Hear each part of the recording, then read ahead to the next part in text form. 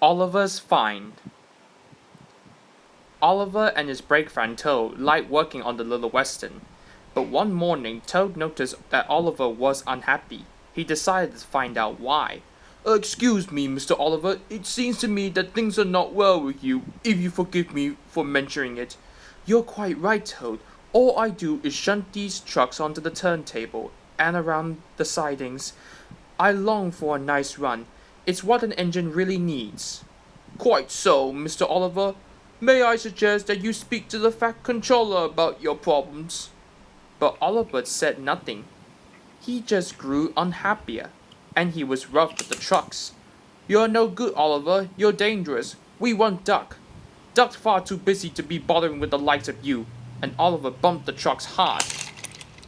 A bit too hard, and some of the trucks smashed into each other and derailed at some set of points outside the turntable. You silly engine, shouted a workman. It will take a while to repair some points, which causes confusion and delay. Later, the Fat Controller had some stern words for Oliver. Oliver, you have caused confusion. I thought you could control trucks. You shall work the mail train for the night. Maybe the night air will clear your smoke box. Yes, sir. Sorry, sir, said Oliver sadly.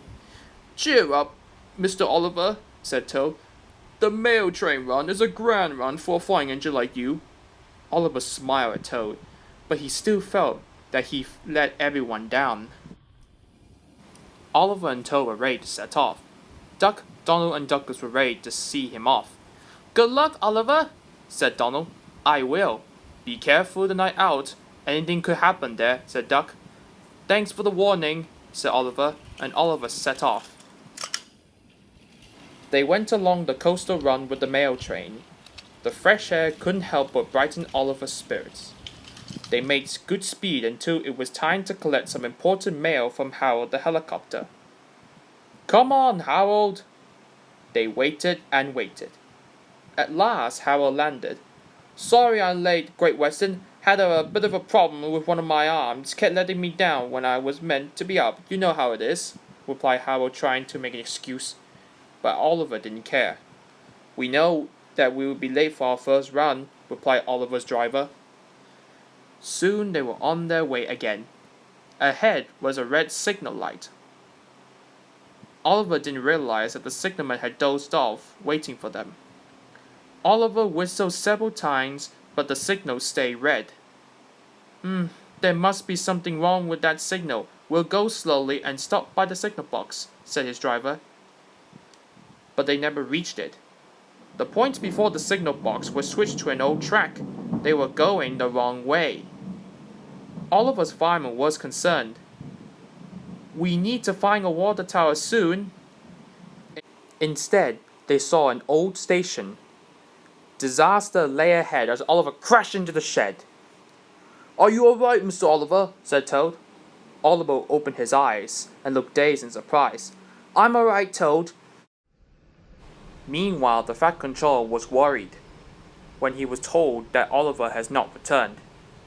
He quickly sent out a search party. Soon he was high in the sky with Harold. There they are, called out the Fat Controller as he spotted Oliver and Toad, and Harold landed nearby them. It wasn't Oliver's fault, sighed the driver. I'm aware of that. I'm just glad to see you are all safe. Then he saw something. It was an empty old house beside the station. He went to inspect it. When he returned, he spoke to Oliver. You have found another attraction for our island. We'll make this house as good as new and visitors can have tea and crumpets there. Sighed Oliver. Getting lost can be interesting, but being found is much nicer, especially when it makes an engine feels really useful.